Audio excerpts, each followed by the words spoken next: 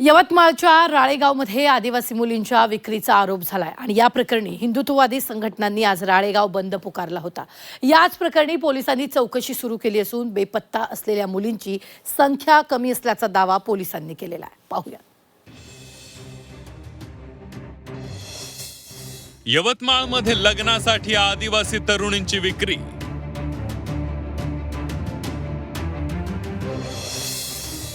भाजपसह हिंदुत्ववादी संघटनांचा राळेगाव बंद। आरोपीच्या घरावर नगर परिषदेचा बुलडोझर। आदिवासी तरुणी विक्री आणि धर्मांतर प्रकरणाच्या निषेधार्थ राळेगाव बंद पुकारण्यात आला होता। बंदमुळे राळेगावच्या दैनंदिन व्यवहारांवर परिणाम झाल्याचं पाहायला मिळालं। तत्पूर्वी राळेगाव नगर परिषदेनं आरोपी मझहर कुरेशीच्या घराच्या बेकायदा बांधकामावर जेसीबी फिरवलं। आरोपीनं आदिवासी भागात लव जिहाद पुकारल्याचा आरोप भाजपनं केला। विधानसभा क्षेत्राचे प्रतिनिधित्व माननीय अशोकरावजी उईके हे सुद्धा त्याच समाजाचे आहे आणि त्यांच्याच या मतदारसंघामध्ये असा हा विचारपूर्वक मुसलमानांच्या माध्यमातून जिहादच्या माध्यमातून हा जो काही प्रकार घडलेला आहे, ज्या आदिवासी आमच्या भगिनी या मुस्लिमांच्या जाळ्यामध्ये फसल्या गेलेल्या आहेत, यांना वाचवण्याकरिता हिंदू समाज या ठिकाणी एकवटलेला आहे। मझहर कुरेशीच्या वडिलांनी आदिवासी मुलींच्या विक्री व्यवहारात सामील नसल्याचा दावा केलाय। एवढंच नव्हे तर त्यानं दुसरं लग्न केल्याचाही दावा त्यांनी फेटाळून लावलाय। मझहरची आणखी एक पत्नी असल्याचं देखील पुढे आलेलं आहे, कल्याणी नावाची। तर कल्याणीला तुम्ही ओळखता? नाही सर, याच्याबद्दल आम्हाला काहीच माहिती नाही।